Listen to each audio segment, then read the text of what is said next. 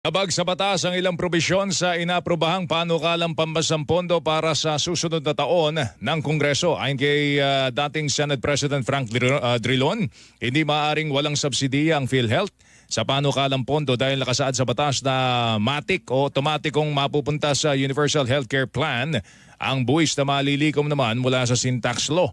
Kung sakali, ito anyang unang beses na hindi makatatanggap ng subsidiya ang PhilHealth mula sa pamahalaan. Hindi rin makatwira na mas mataas ang inilaang pondo sa Department of Public Works and Highways kumpara sa sektor po ng edukasyon. Pinigandian ni Drilon, nabatay po sa saligang batas, dapat ang sektor ng edukasyon ang merong pinakamalaking budget.